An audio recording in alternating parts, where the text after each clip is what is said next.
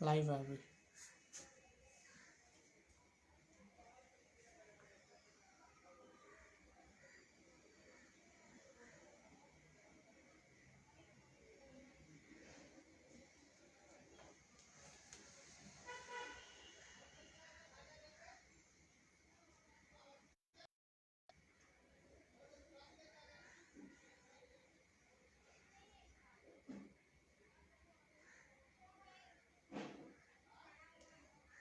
ठीक है।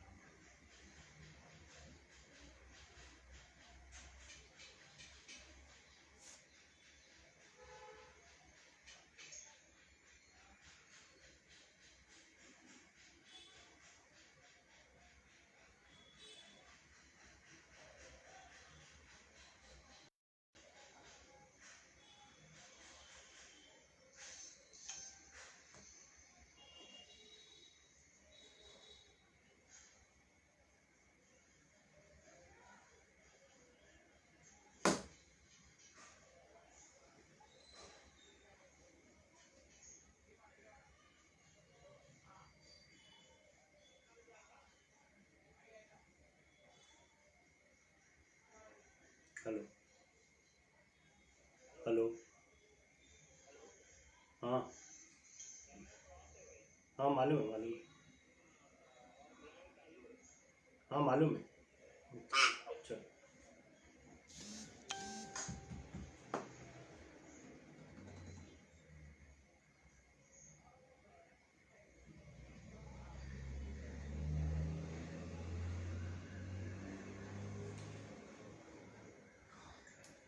2 मिनट में चालू करते हैं।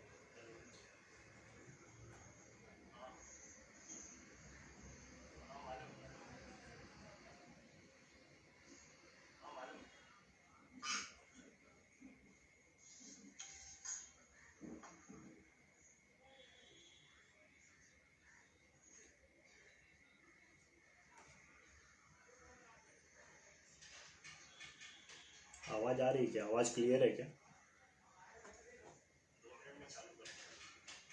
आवाज़ क्लियर है दोनों।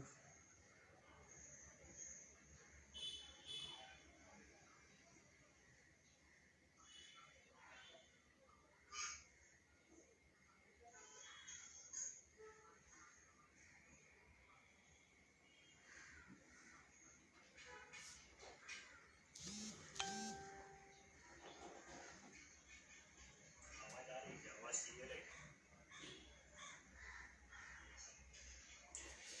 चलो चालू करते हैं।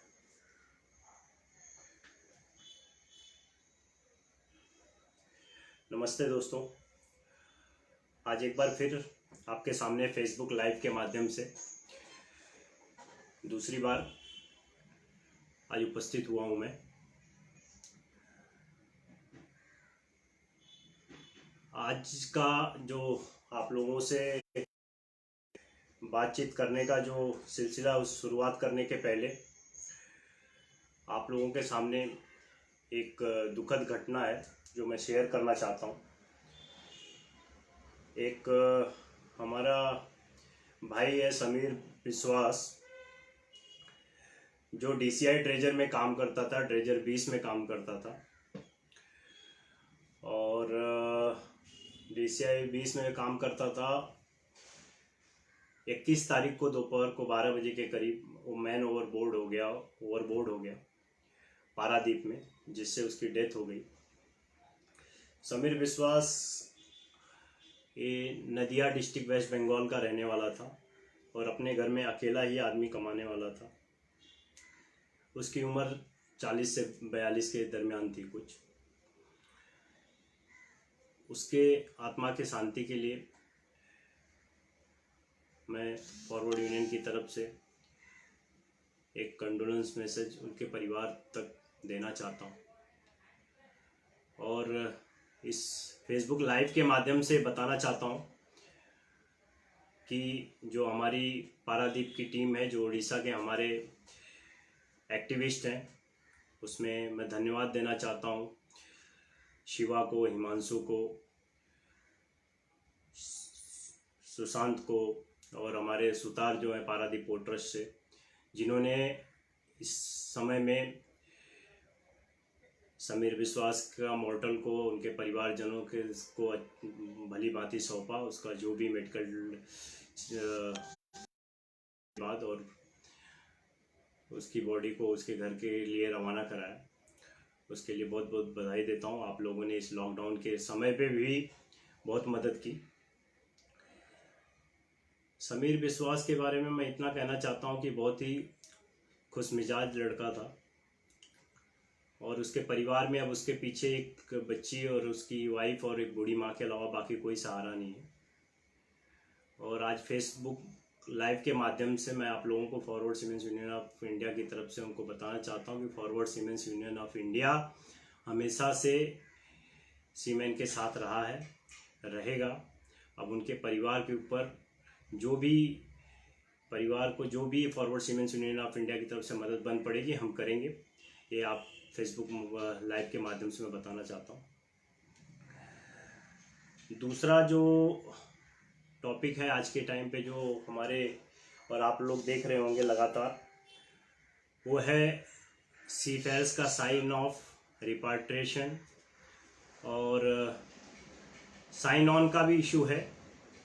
जैसा कि पिछली बार फेसबुक लाइव में मैंने बताया था कि जो मिनिस्ट्री ऑफ होम अफेयर्स का एक सर्कुलर आया था, उस सर्कुलर के हिसाब से इंडियन नेशनल पोर्ट पे साइन ऑन साइन ऑफ के लिए मंजूरी दी गई थी, लेकिन वो उस तक पहुंच नहीं पाया और जितने बड़े पैमाने में सीमेन का साइन ऑफ होना चाहिए या उनका वापस से साइन ऑन होना चाहिए, वो हो नहीं पा रहा है। इसके पिछले वीडियो में भी मैंने बताया था कि किस तरह से वेस्ट बंगाल के कुछ बॉर्डर पे उन्हें तकलीफ का सामना करना पड़ा। ई पास होने के बावजूद पारादीप में तकलीफ का सामना करना पड़ा, अभी भी करना पड़ रहा है। अभी 5 मिनट पहले मेरे पास एक मेल आया है। एक जहाज है गोवा में, MV मरियम, चंदन निषाद करके एक फिटर है। जहाज गोवा में होने के बावजूद उनको साइन ऑफ नहीं दिया जा रहा है। तो ऐसे बहुत से कंप्लेन आ रहे हैं कि सिर्फ पेपरों पे बात की जा रही है, पेपरों पे के अलावा बाकी कहीं कोई बात नहीं हो रही है और सीफेयर्स सफ़र कर रहा है, चाहे वो नेशनल पोर्ट हो या फॉरेन पोर्ट हो। अभी कुछ नोटिस आई है, जैसा मैंने कहा है कि अभी एक मिनिस्ट्री ऑफ एक्सटर्नल अफेयर की नोटिस आई हुई है। उस नोटिस में कहा गया है कि सीफेयर्स को साइन ऑफ किया जा सकता है बशर्ते उनकी कंपनी उनके लिए चार्टर प्लेन की व्यवस्था करे, या वो जो वंदे भारत मिशन जो चल रहा है उसके माध्यम से सीफेयर्स जो बाहर फॉरेन पोर्ट में है वो लोग साइन ऑफ करके अपने घर वापस आ सकते हैं, या जो फंसे हुए अपने घर आ सकते हैं। पर ये सिर्फ आज धीरे धीरे 60 दिन हो रहा है लॉकडाउन को, और इस 60 दिनों में ये सिर्फ पेपरबाजी चल रही है। और हंसी तो तब आती है कि जब कुछ एम्प्लॉयर ऐसे हैं जो अपने थर्ड ऑफिसर को $300 दे रहे हैं, वो $300 भी दे रहे हैं, वो बातें कर रहे हैं चार्टर प्लेन करके अपने क्रू को साइन ऑफ करा के लाने। तो ये 10 का साइन ऑफ होना और 10,000 के में बहुत डिफरेंस है। जो प्रैक्टिकल चीजें हैं उसको ना तो गवर्नमेंट समझ पा रही है या समझ के अनदेखा कर रही है, और धीरे धीरे SOP बनाने के नाम पे के ऊपर धीरे धीरे आज 62 दिन का लॉकडाउन कंप्लीट हो चुका है और कोई भी कंक्रीट सोल्यूशन अभी तक गवर्नमेंट या अथॉरिटी इस सीफेरस को या सीफेरस के फैमिली को नहीं दे पाई। इसके पीछे कारण यही है कि सीफेरस को उतना इंपॉर्टेंस मिल नहीं रहा है। कहने के लिए वो फ्रंट लाइन फाइटर है। आज दुनिया का 95% जो कार्गो है वो सी द्वारा ट्रांसपोर्ट किया जा रहा है, और इंडियन सेलर्स इस कोविड-19 पैंडेमिक में एक मिसाल की तरह उभर के आए हैं कि जहां पे पूरी दुनिया में लॉकडाउन है वहां पे हमारे सेलर्स बाकी सेलरों के साथ लगातार काम कर रहे हैं। पर उनके रिपाट्रिएशन को लेके और जो लोग घर बैठे हैं उनको ज्वाइनिंग को लेके गवर्नमेंट ने कोई भी कड़ा कदम नहीं उठाया है। सिर्फ एसओपी बन रही है। अब चार्टर प्लेन की बात मुझे अभी तक समझ में नहीं आई कि कितनी ऐसी माइनिंग कंपनियां हैं जिनके खिलाफ ऐसी बहुत सी कंप्लेन है जहां $100, $200, $300, कई तो ऐसी कंपनियां हैं जहां 9-9 महीने सैलरी नहीं हुई। वो चार्टर प्लेन करके आप लोगों को घर लाने की बातें कर रहे हैं, क्योंकि वो घर पे बैठे हैं, मोबाइल हाथ में है। जितने प्लेन नहीं उड़े हैं उससे ज्यादा ट्विटर की चिड़िया उड़ रही है, और सिचुएशन इतनी गंभीर हो रही है कि सिर्फ कोविड में आपको अपने घर वापसी की बात नहीं है, इसमें उन भाइयों को भी बड़ी तकलीफ है जो घर पे बैठे हुए हैं 3-3, 4-4, 5-5 महीने से, 6-6 महीने से, जिनकी नौकरी के साथ साथ उनका जो जीवन व्यापन है उसका भी एक बहुत बड़ा खतरा मंडराने लगा है। एक इंटरनेशनल ऑडिट के हिसाब से मैंने कहीं पढ़ा था कि तकरीबन 13 करोड़ लोग इस पैंडेमिक के बाद अपनी नौकरी गंवा चुके होंगे, और तकरीबन 12 करोड़ लोग जो पॉवर्टी लाइन से नीचे आएंगे। एक डी लिटिल करके इंटरनेशनल सर्वे के आधार पे मैं बता रहा हूं, जो मैंने पढ़ा था आप लोगों के, इस 13 करोड़ में वो सीफेरर भी हैं जिन्होंने अपना प्रीसी कंप्लीट किया है या एसटीसीडब्ल्यू के माध्यम से जो अपने सीडीसी लिए है, वो अब इंतजार कर रहे हैं कि हमें जॉब मिलेगा। आज हर सीमैन जो जहाज पे है उसका परिवार परेशान है। सीमैन घर आना चाहता है, जो घर है वो जहाज पे जाने चाहते हैं, लेकिन कोई भी सीफेरस के लिए स्पेशल प्रावधान कहीं से भी उभर के नहीं आया है। जो भी लॉकडाउन में सीफेरस को प्रोटेक्ट करने के लिए जो भी कदम उठाने थे, एक भी कदम सरकार ने नहीं उठाया है। बशर्ते कि कुछ दिन पहले मैं एक पैकेज की बात करना चाहूँगा आप लोगों के साथ कि जो SWFS है वो एक 12 करोड़ का पैकेज लेके आया है कोरोना से प्रभावित सीफेरस को मदद करने के लिए। एक नोटिस निकाली गई डीजी शिपिंग द्वारा, merchant shipping notice number 9 of 2020। इसके माध्यम से आप लोगों को सिर्फ यही बताया गया है कि जो भी सीफेरस कोरोना से प्रभावित होगा या कोरोना से प्रभावित होने के बाद उसकी डेथ होगी, उसको और उसके नेक्स्ट ऑफ कीन या उनके डिपेंडेंट्स को 1 लाख से लेके 1 लाख तक सुविधा दी जाएगी, और डेथ कंपनसेशन के नाम पे 2 लाख की सुविधा दी जाएगी। अब इस रेशियो में कितने सीफेरर्स बैठते हैं वो एक बहुत बड़ा प्रश्न है। और दूसरा जो बड़ा प्रश्न है इस नोटिस में, उसमें लिखा गया उन सीफेरर्स को जिनके पास सीडीसी है। तो जो हजारों लोग इनलैंड वेसल पे काम कर रहे हैं या जो हजारों लोग ऑफशोर सेक्टर में काम कर रहे हैं, उनका क्या है? उनके लिए कौन सा प्रावधान है? मैं ऐसे भी लोगों की लिस्ट मेरे पास है कि जो ऑफशोर में जो इनलैंड वेसल पे काम कर रहे हैं,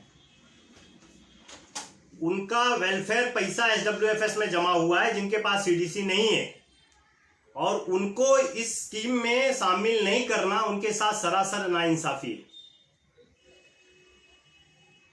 और अब SWFS का काम क्या है? SWFS के बारे में मैं थोड़ा सा आप लोगों को बताना चाहूंगा कि SWFS में किस तरह से वेलफेयर एक्टिविटी शुरू हुई। पहली वेलफेयर एक्टिविटी जो मैं जानता हूं, मेरी जानकारी के हिसाब से मेमा के स्वरूप में शुरू हुई थी। मेमा जो एक्चुअली ओरिजिनेट हुआ था वो हुआ था यूके वेजेस और इंडियन वेजेस का जो डिफरेंस था उसको लेके। ये एज पर एक एंड्स कमेटी बनी हुई थी, employment of non domicile seafarers committee report. Basically इसका काम ये था कि सीफेयर्स से उनके सैलरी में से, वेजेस में से पैसा निकाल के एक बड़ा कॉर्पस फंड जमा बनाना, उस कॉर्पस फंड को से लोगों को वेलफेयर, सीफेयर्स के वेलफेयर के लिए खर्चा करना, ये उसका मोटो था, मेन मोटो था। उसके बाद इसमें बहुत सारे बदलाव आए, वेलफेयर के नाम पे भी बहुत सारे पैसे लिए गए। मेरा सवाल सिर्फ इतना है, या मेरा जो ऑब्जेक्शन सिर्फ इतना है कि आज हर स्टेट जो कोरोना से प्रभावित हुआ है, वहाँ की स्टेट गवर्नमेंट हो, सेंट्रल गवर्नमेंट हो, वो हर सिटीजन को फ्री ट्रीटमेंट देने की पूरी कोशिश कर रही है। और मैक्सिमम से मैक्सिमम लोग जो है ट्रीटमेंट ले रहे हैं वो सरकारी अस्पतालों में ले रहे हैं। उस सरकारी अस्पताल में ट्रीटमेंट लेने के बाद, मैं 100% नहीं बोल सकता, पर इतना बोल रहा हूँ कि 70-80% लोग हैं जो सरकारी अस्पतालों में ट्रीटमेंट ले रहे हैं। अब उसमें से अगर हमारा 5 सीमेन भाई सरकारी अस्पताल में ट्रीटमेंट लेके बाहर आता है तो वो अस्पताल उसको बिल देगा नहीं। जब उसको बिल देगा नहीं तो बिल क्या क्लेम करेगा ये कंपनसेशन लेने के लिए? आज सिर्फ क्यों कोरोना, आज पारादीप उड़ीसा और आज कलकत्ता, पिछले कुछ दिनों, 2 दिन पहले, 3 दिन पहले आपने देखा होगा कि किस तरह से बुरी तरह से एक आम्फन जो साइक्लोन उससे ग्रस्त है, उससे डैमेज हुआ है। उसमें बहुत सारे सीफेयर्स, उनकी फैमिली को भी बहुत बड़ा धोखा लगा है। ना तो सीफेयर्स का स्थान उस 20 करोड़ में था, 20 लाख करोड़ का जो पैकेज आया उसमें था, और ये 12 करोड़ के नाम पे जो आप लोगों को जो एक पैकेज दिया गया है, उसमें उसकी क्राइटेरिया में बैठने के लिए बहुत आपको मशक्कत करनी पड़ेगी। अगर आप कोरोना पॉजिटिव हो, आज जो 1 साल से सीमेंट घर पे पड़ा है, उसकी कैपेसिटी है क्या 5 लाख रुपया किसी प्राइवेट हॉस्पिटल में जाके भर के अपने आप को ट्रीटमेंट कराए? मैं बेसिक बोल रहा हूँ, कॉमन एक बात कर रहा हूँ। और जो उस काबिल है उसके खुद के मेडिक्लेम्स हैं जो उनको वहां से रिफंड मिल जा रहे हैं। अगर इस कोरोना में सिर्फ और सिर्फ कोरोना से लोगों को तकलीफ नहीं हुई है, आज के टाइम पे लॉकडाउन की वजह से उससे भी ज्यादा क्षति जो हो रही है वो है इकोनॉमिकल क्राइसिस। आज हर सीफेयर 6 महीना, 8 महीना, 10 महीने से घर पे बैठा हुआ है। रिटायर्ड सीफेयर्स का भी हाल वही है, जो उनका परिवार में अर्निंग सोर्स है वो भी घर पे बैठा हुआ है। तो आज हर सीमैन को फाइनेंशियल असिस्टेंस की जरूरत है। इस बीच में सिर्फ उन लोगों को जिनको कोरोना हुआ है या जो कोरोना से ग्रसित होकर उनकी डेथ हो चुकी है, उनको सिर्फ सेलेक्टेड लोगों को यह सुविधा पहुंचाना कहां तक जायज है? SWFS में जो भी कॉर्पस फंड है वो एक भाग है, लेकिन मेरा सबसे बड़ा ऑब्जेक्शन है जो 20 लाख करोड़ के पैकेज में, जहां पे सीफेयर्स को कोई स्थान नहीं दिया गया। 20 लाख करोड़ का पैकेज क्या है? 20 लाख करोड़ का पैकेज में, एक, मैं इतना इकोनॉमिस्ट नहीं हूं, लेकिन जो मैंने 20 लाख करोड़ का पैकेज में सुना है उसमें ज्यादा से ज्यादा liquidity means loans, finance. RBI ने 8 लाख करोड़ का लोन दिया है। 11,000 करोड़ जो है माइग्रेंट लेबर को 3 टाइम खाना देने पे खर्चा हुआ है, ऐसा गवर्नमेंट ने बताया है। 3,500 करोड़ जो खर्चा हुआ है वो पुअर फैमिली को क्या है, राइस और दाल देने में खर्चा हुआ है। 70,000 करोड़ जो सब्सिडी है वो मिडिल क्लास को हाउसिंग लोन के लिए दी गई है। तो जिस तरह से इस फंड को कैटेगराइज करके मिनिमम स्केल बिजनेस को जो बढ़ावा देने के लिए दिया गया है, हर सेक्टर को कुछ ना कुछ दिया गया है, डायरेक्टली इनडायरेक्टली, वो अलग बात है उनके पास पहुंचेगा या नहीं पहुंचेगा। लेकिन ना तो उसमें सीफेयर्स कहीं दिखा है, ना तो कहीं पे पोर्ट वर्कर दिखा है। यह फैसिलिटी डायरेक्टली किसी के हाथ में जाने की कोई भी इंडिकेशन दिख नहीं रहे। इसके पहले का जो मैं आप लोगों को बता रहा हूं कि जो गवर्नमेंट ने अनाउंस किया था 22 मार्च को, पीएम ने, हमारे जो प्राइम मिनिस्टर जी हैं श्री नरेंद्र मोदी जी, उन्होंने अनाउंस किया था 15,000 करोड़ का पैकेज। 26 मार्च को कुछ 1,70,000 करोड़ का पैकेज, 12 मई को 20 लाख करोड़ का पैकेज। और प्रधानमंत्री जी ने क्लेम किया था कि हम अपने देश के 10% का जो जीडीपी है वो इस पैकेज के द्वारा दे रहे हैं। इस कोविड-19 महामारी में पूरी दुनिया, पूरे कई देश, सिर्फ हमारा देश नहीं, बहुत से ऐसे देश हैं जो इसकी सुविधा दे रहे हैं और अपने देश का जो जीडीपी है उससे ज़्यादा दे रहे हैं। 15 से 20% तक लोग अपना जीडीपी दे रहे हैं अपने एम्प्लॉय को, और उसके साथ साथ जो कॉमन लेबर है, उसके साथ साथ जो मजदूर है, उसको भी प्रोटेक्ट कर रहे हैं। अब मैं सीफेयर्स की बात करूंगा। सीफेयर्स में लोग बोल रहे हैं सीफेयर्स को फॉरेन के पोर्ट पे तकलीफ है, यहाँ नेशनल पोर्ट पे भी तकलीफ है। अभी मुझे कुछ कंप्लेन आई है वलसाड़ से, गुजरात से, कि यदि सीमेन को ज्वाइन करना है शिप पे तो उसको कोविड-19 का टेस्ट कराना पड़ेगा। मान्य है, मानते हैं, उसको कराना पड़ेगा, करना चाहिए। लेकिन अगर उसे कोरोना का टेस्ट कराना है तो जिस दिन वो सैंपल देता है उसे के बाद 3 दिन उसको सिविल हॉस्पिटल में एडमिट रहना पड़ेगा। ये बड़ा कन्फ्यूजन है, लोगों में इस बात का डर है कि यदि मुझे जॉब पे जाना है, मैं कोरोना का सैंपल देने जा रहा हूँ, उसके बाद सिविल हॉस्पिटल में अगर मैं हूँ तो मुझे वहां से भी पॉजिटिव होने के चांसेस हैं। ये लोगों के अंदर का जो भ्रम है। अब यदि आदमी को जहाज पे जाना है, उसके लिए उसे 3 दिन हॉस्पिटल में एडमिट होने, ये कौन सा क्लॉज है? तो इस तरह की जो छोटी छोटी घटनाएं जो लोग यहाँ पे लगातार भेज रहे हैं, जो कंप्लेन भेज रहे हैं, वो सब चीजें लेके मैं आप लोगों के सामने एक बार फिर यहाँ पे प्रेजेंट हुआ हूँ। अभी कोई लिख रहा है कि लोग 2-2, 3-3 महीने की, 4-4 महीने की, 5-5 महीने की सैलरी नहीं दे रहे। अरे आप सैलरी की बात कर रहे हैं, वो लोग तो आप लोगों के लिए चार्टर प्लेन की बात कर रहे हैं। बताइए कहाँ तक ये पॉसिबल है? ईरान में लोग गए हैं, 12-12 महीने से, 14-14 महीने से सैलरी नहीं मिली है, लोगों को खाना नहीं मिल रहा है, और उनके एम्प्लॉयर यहाँ बात कर रहे हैं कि हम चार्टर प्लेन से उनको लेके आएंगे। उसके बाद क्या करेंगे? आप कहाँ से लेके आएंगे? जिस तरह से आप देख रहे हो कि फॉरेन पोर्ट में कई पोर्ट है जहां पे साइन ऑन साइन ऑफ खोला जा रहा है, क्योंकि वो शिपिंग के इंपॉर्टेंस को तवज्जो दे रहे हैं, शिपिंग के इंपॉर्टेंस को समझ रहे हैं।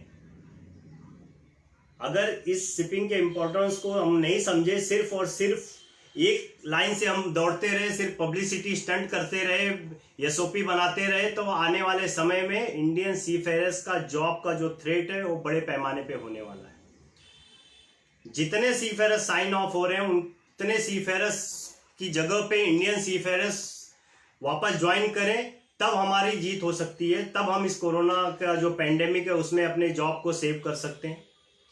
मैं मानता हूं कि सीफेयर्स को घर आना चाहिए जिनका कॉन्ट्रैक्ट कंप्लीट हो गया है। मैंने अभी एक लेटर पढ़ा है जिसमें एक चीफ ऑफिसर ने रिजाइन कर दिया है, ऑन बोर्ड रह के रिजाइन कर दिया है, और मास्टर को दे दिया है कि मैं काम नहीं करूंगा, मैं रिजाइन कर रहा हूं। सोचिए आप उनका मेंटल स्ट्रेस क्या है। बहुत से ऐसे किस्से हुए हैं बीच में, जो क्रूज लाइनर पे आपने पहले पढ़े भी होंगे, आपने देखे भी होंगे कि 4-5 क्रूज लाइनर पे जो क्रू थे उन्होंने सुसाइड कमिट किया है। रीजन जो अपना उनका रिपार्टेशन नहीं हो रहा, फैमिली से दूरी है। ऐसे टफ टाइम में जहां लोग अपने परिवारों के साथ घर में बंद है, वहां उनका परिवार दूर होने की वजह से उनके ऊपर मेंटल स्ट्रेस बढ़ रहा है। ऐसे समय में उनको मदद करने का एक ही रास्ता है कि उनको का रोटेशन चालू किया जाए, स्पेशल प्रोविजन के साथ उनका रोटेशन चालू किया जाए। यदि शिपिंग को एक स्पेशल दर्जा देके इसका जो रोटेशन जल्द से जल्द चालू नहीं किया गया, तो मैं बार बार बोल रहा हूं कि आने वाले समय में सिर्फ और सिर्फ इंडियन सीफेयर्स ग्लोबल मार्केट से कम होने के आसार पूरे हैं। कुछ लोग हैं जो आप लोगों को भ्रम फैला रहे हैं कि ये हो रहा है, वो हो रहा है। एक्चुअल में हो कितना रहा है? इंडियन पोर्ट पे साइन ऑन साइन ऑफ होने का जो परमिशन था वो इंडियन होम मिनिस्ट्री ने आज से मुझे लगता है कि 21 अप्रैल को वो जो ऑर्डर पास किया उसमें दिया हुआ है। अब तक कितने लोगों का साइन ऑन साइन ऑफ हुआ है एज कंपेयर टू रेगुलर? आप ये सवाल आप अपने आप से पूछ सकते हैं, उत्तर आपके पास होगा। दिखाने के लिए अलग चीजें हैं, करने के लिए अलग चीजें हैं। अगर आप सीरियस हो, अगर आप प्रैक्टिकल हो, तो ये सब चीजों को आप समझिए और उस तरह से रिएक्ट करिए, किसी के पीछे भागिए मत। यदि आपको कोई एक मैसेज भेजता है कि नहीं गवर्नमेंट ये कर रही है, वो कर रही है, 60 दिन में क्या किया गवर्नमेंट ने? आप क्या इंडियन सिटीजन नहीं हो? 20 लाख करोड़ में आप बैठते हो कि नहीं बैठते हो? सीफेरस का कोई दर्जा है कि नहीं 20 लाख करोड़ में? अगर 20 लाख करोड़ में आपका दर्जा है तो आपको क्या प्रावधान है? आप मैं हजारों सीफेरस भाइयों को जानता हूं जो लॉकडाउन के पहले मुंबई, कलकत्ता, चेन्नई जैसे शहरों में अपने जो कोर्स को रिवैलिडेट कराने के लिए गए हैं, फर्दर स्टडी के लिए गए हैं, लेकिन सडन लॉकडाउन होने की वजह से 4 घंटे का जो अल्टीमेटम देने की वजह से वो अपने घर वापस नहीं जा सके। उनको स्पेशल कोई प्रोविजन दिया गया? उनके लिए कोई स्पेशल ट्रेन चलाई गई या स्पेशल बस रखी गई? आज वो भी उसी तरह स्ट्रगल कर रहे हैं जैसे बाकी के अप्रवासी भारतीय जो मजदूर है उस स्ट्रगल कर रहे हैं। आज उनका सीडीसी होने का क्या महत्व है? क्या उनको ट्रेन में सीडीसी दिखा के स्पेशल रिजर्वेशन मिल रहा है? नहीं, सिर्फ और सिर्फ नारेबाजी, भाषणबाजी, दिखावा, ट्वीटिंग, ये सब करके आप लोगों के ऊपर सिर्फ और सिर्फ आपको भ्रमित किया जा रहा है, मिसगाइड किया जा रहा है। धीरे धीरे 60 दिन 62 दिन का लॉकडाउन कंप्लीट हो चुका है। आने वाले समय में लॉकडाउन का रिलैक्सेशन चालू होगा और जिस तरह से कई जगह पे एक्सपेक्टेशन हो रहा है कि 15 जून के बाद साइन ऑन साइन ऑफ चालू होगा, होना चाहिए, उसके पहले होना चाहिए। और जिस तरह से वंदे भारत ऑपरेशन चल रहा है बाकी के सिटीजन को यहां लाने के लिए, उस तरह से उस सीफेरस के लिए एक प्रावधान क्यों नहीं हो सकता? एक स्पेशल क्यों नहीं हो सकता? बाकी के यूरोप में एक हब ढूंढा जाए जहां बाकी के सीफेरस को लाके वहां से रिपाट्रिएट किया जाए। गल्फ रीजन में एक हब ढूंढा जाए जहां से उनको रिपाट्रिएट किया जाए और वहां पे साइन ऑन कराया जाए। यदि इंडियन शिपिंग इंडस्ट्री को बचाना है तो जितने मात्रा में आप साइन ऑफ पार्टी को या रिपाट्रिएट करके लाओगे, उतनी ही मात्रा में यदि आप दूसरे नए सीफेरस को मौका नहीं दोगे तो आने वाले समय में, मैं बार बार कह रहा हूं कि आने वाले समय में जब एक कोरोना वायरस से हमको मुक्ति मिल चुकी होगी, हमारी नौकरी के ऊपर कोई भी हमारा कंट्रोल नहीं होगा। मैंने पिछली बार भी कहा कि अब सोशल डिस्टेंसिंग का अगर हमको पालन करना है, एक बड़ा हब है वेस्ट बंगाल, कलकत्ता, जहाँ शिपिंग कॉरपोरेशन ऑफ इंडिया की खुद की ऑफिस है। शिपिंग कॉरपोरेशन ऑफ इंडिया का सिलेक्शन वहाँ से हो रहा था, वहाँ से रिक्रूटमेंट हो रहा था, पर सडनली उसको बंद कर दिया गया। अब जो बंद कर दिया गया है वो एक अलग इशू है, पर आज के समय में क्या आप एक्सपेक्ट कर सकते हैं कि हजारों की तादाद में वेस्ट बंगाल से सीफेरस आके मुंबई सिलेक्शन करा के फिर उनके केरला या तमिलनाडु या बाकी की जगहों पे जाके जहाज ज्वाइन कर पाएंगे? ये आने वाले 2-3 महीनों में आपको मुमकिन लग रहा है? तो मैं फिर आप लोगों से माध्यम से आप लोगों को भी अपील कर रहा हूँ कि वेस्ट बंगाल कलकत्ता एससीआई ऑफिस से सिलेक्शन को शुरू करके ज़्यादा से ज़्यादा मात्रा में जो लोगों ने अपना कॉन्ट्रैक्ट कंप्लीट किया है उनको साइन ऑफ कराया जाए और जिनको जहाज पे जाना है उनका साइन ऑन कराया जाए। ये ज़्यादा इम्पोर्टेंट है। बाकी इसके अलावा जो भी बाकी नॉर्मल चीज़ों को लेके आप लोगों में बहुत सारी दुविधाएं बनी हुई हैं, मैं आप लोगों से फिर अपील करता हूं कि मेंटल स्ट्रेस को आप किसी भी तरह से अपने परिवार से बात करिए, अपने आप को वहाँ पे जो वेलबींग का जो प्रोग्राम है आप लोगों को योगा करिए या जहाज पे जो भी है मेडिटेशन करिए, पर अपने आप पे मेंटल स्ट्रेस को हावी मत होने दें।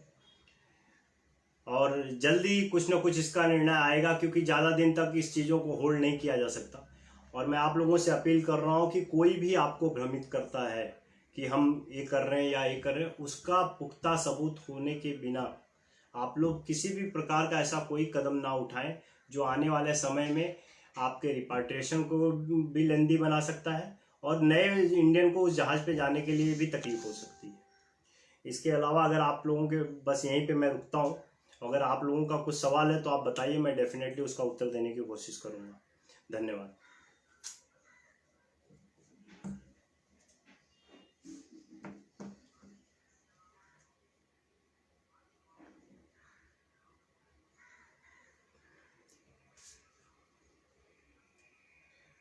Mahfouz, send a mail to DG Shipping and your company make a copy to us. If you are in Indian port, then you have to be signed off.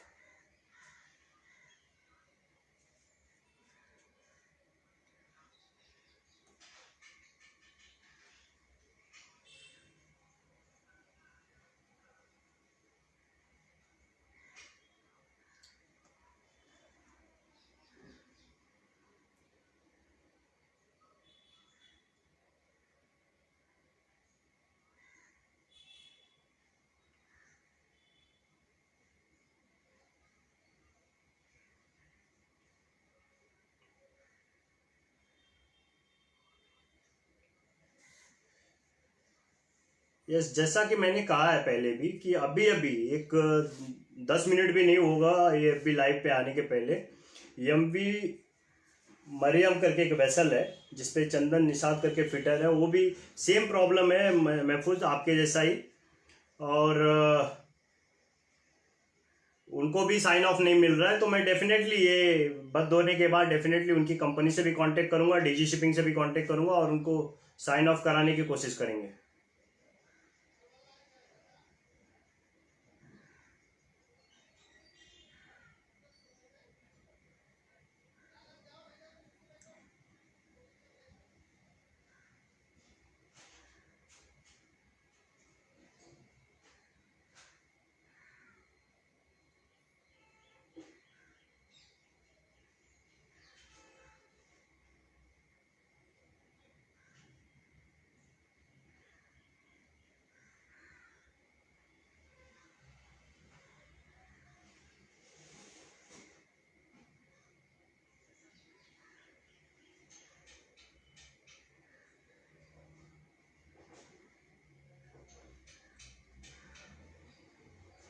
The-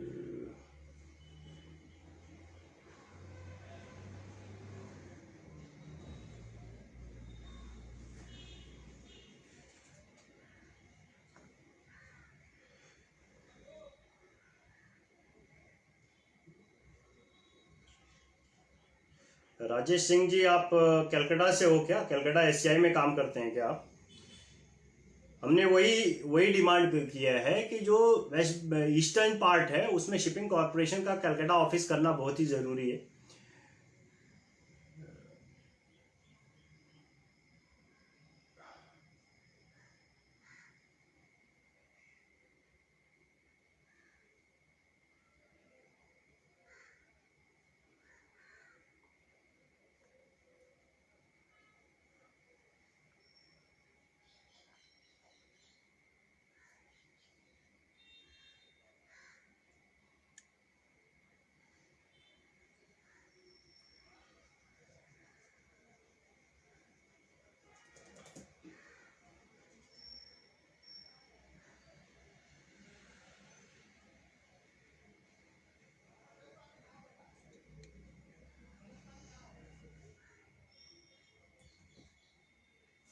थोड़ा सा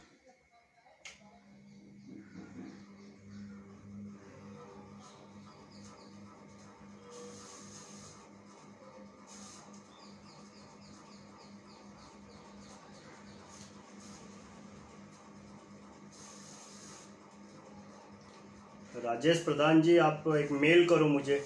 SCI में कौन से शिप पे काम किया हो, आप मेल करिए।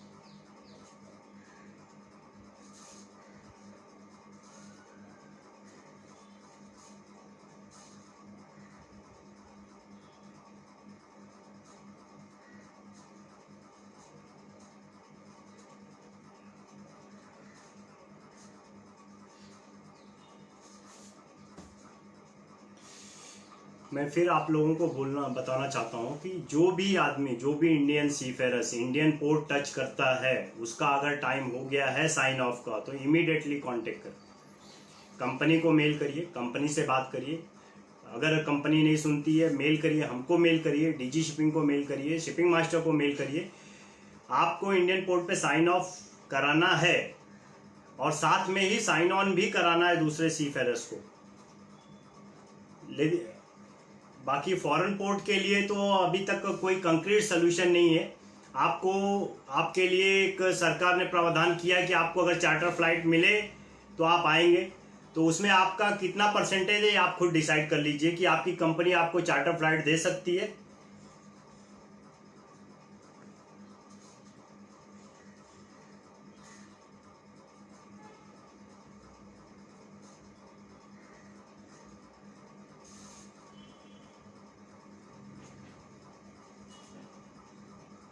और मैं उन लोगों से भी गुजारिश करता हूँ जो लोग इनलैंड वेसल पे काम कर रहे हैं, जो लोग ऑफशोर में काम कर रहे हैं, ज़्यादा से ज़्यादा तादाद पे कांटेक्ट करें।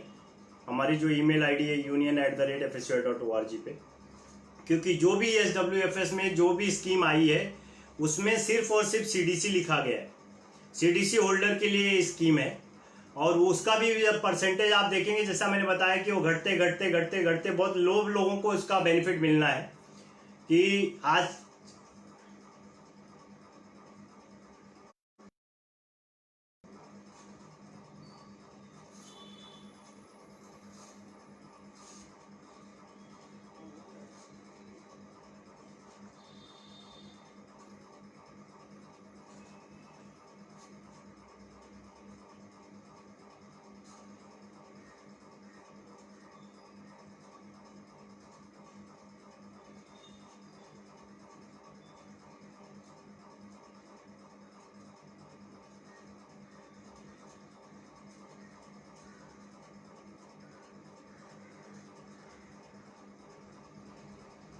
इसमें कोई वलसाड़ से है, वलसाड़ का क्या प्रॉब्लम है, मैंने जो सुना है उसमें किस हद तक आप लोगों को इस प्रॉब्लम का सामना करना पड़ रहा है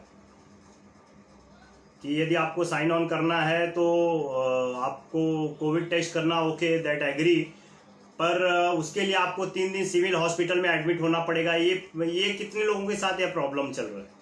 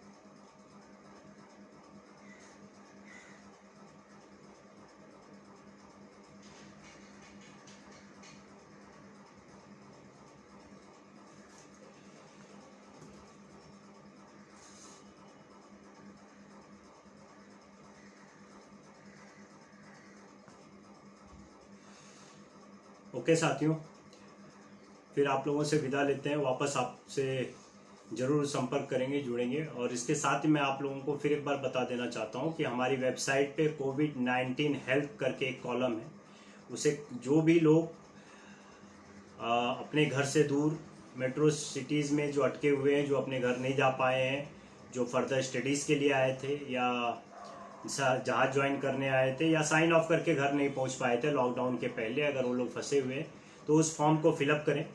forward siemens union of India की तरफ से हमसे जो मदद बन पड़ेगी हम आपको करेंगे और उसकी रिप्लाई आपको मिलेगी। तो अगर ऐसे कोई भी लोग हैं, चाहे वो मुंबई हो, दिल्ली हो, चेन्नई हो या कलकत्ता हो, कोलकाता हो, वहाँ आप लोग इस फॉर्म को फिलअप करिए जो आपको वेबसाइट पे मिल जाएगा, दैट इज www.fsui.org। और इसके साथ ही मैं आप लोगों से फिर विदा लेता हूँ। धन्यवाद। Thank you. बंद।